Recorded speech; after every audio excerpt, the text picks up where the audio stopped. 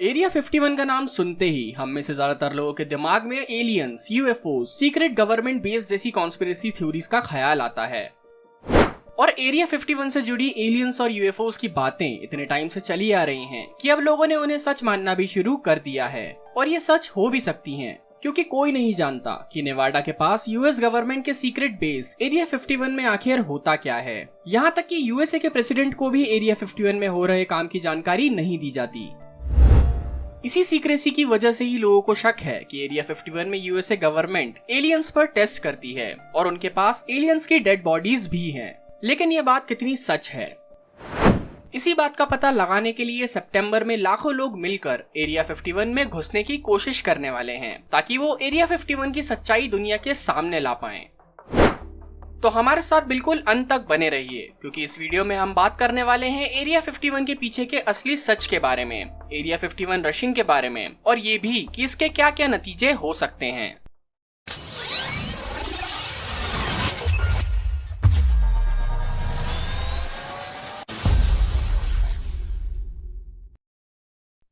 Area 51 rush करने के idea की शुरुआत फेसबुक से हुई, जब रॉबर्ट्स नाम के एक आदमी ने 27 जून को एक पब्लिक इवेंट होस्ट किया, जिसमें उसने लोगों से एरिया 51 रश करने की बात कही। इसका टाइटल था storm area 51, they can't stop all of us. लेकिन मैटी रॉबर्ट्स का ये छोटा सा मजाक फेसबुक पर तेजी से वायरल हो गया। अभी तक 17 लाख लोगों ने एरिया 51 स्टॉर्मिंग इवेंट को ज्वाइन कर लिया है। इस इवेंट की ऑफिशियल डेट 20 सितंबर 2019 सुबह 3 से 6 बजे की है। इस इवेंट के वायरल होने के बाद रॉबर्ट्स ने पब्लिकली सबके सामने आकर कहा कि ये बस एक मजाक है। ऐसा उसने इसलिए कहा ताकि अगर 20 सितंबर को लोग एरिया 51 में घुसने की कोशिश करते हैं तो गवर्नमेंट उसे उन लोगों के लीडर की तरह ना देखे और उस पर कोई लीगल एक्शन ना ले। लेकिन रॉबर्ट्स चाहे कुछ भी कहे, इस इवेंट के फेसबुक पेज से साफ पता चलता है कि लोग इसे एरिया 51 के सीक्रेट सबके सामने लाने की एक अपॉर्चुनिटी की तरह देख रहे हैं, और ये सभी लोग एरिया 51 स्टॉर्म करने की बात को लेकर सीरियस हैं। और यूएस गवर्नमेंट को भी लगता है कि 20 सितंबर को ऐसा कुछ हो सकता है। रिसेंटली यूएस एयरफोर्स ने स्टेटमेंट दी है कि एरिया 51 में इलीगली घुसने की कोशिश करना लोगों के लिए खतरनाक हो सकता है। लेकिन एरिया 51 की सिक्योरिटी इतनी ज्यादा क्यों है? एरिया 51 ग्रूम लेक के पास Nevada Test and Training Range के कोने में लोकेटेड है, जो एक बहुत बड़ा रेगिस्तान है। यहाँ यूएस पायलट्स ट्रेनिंग करते थे। इसकी लोकेशन इतनी सीक्रेट और रिमोट है कि ये ट्रेनिंग बेस नए और एडवांस प्लेन डेवलप करने के लिए यूएस एयरफोर्स और सीआईए का सीक्रेट बेस बन गया। ये पूरा बेस एक हाईली क्लासिफाइड सीक्रेट है, यहाँ तक कि यूएस गवर्नमेंट इसके होने तक की बात को छुपाती है। लेकिन इस जगह को सैटेलाइट से देखने पर पता चलता है कि यहाँ कई बिल्डिंग्स और प्लेन्स के लिए रनवेज बने हुए हैं, और ये रनवेज इतने बड़े हैं कि यहाँ दुनिया के सबसे बड़े एयरक्राफ्ट्स भी लैंड हो सकते हैं। और कुछ लोगों का मानना है कि ये रनवेज अंडरग्राउंड बंकर्स तक जाते हैं, जो एलियंस के एरिया 51 से कांटेक्ट में होने की बात को सपोर्ट करते हैं।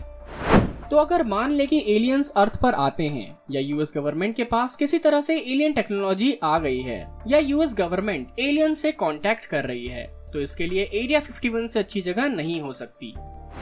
तो क्या कई लोग मिलके एरिया 51 के अंदर घुस पाएंगे? और अगर ये घुस गए तो इनके साथ क्या होगा?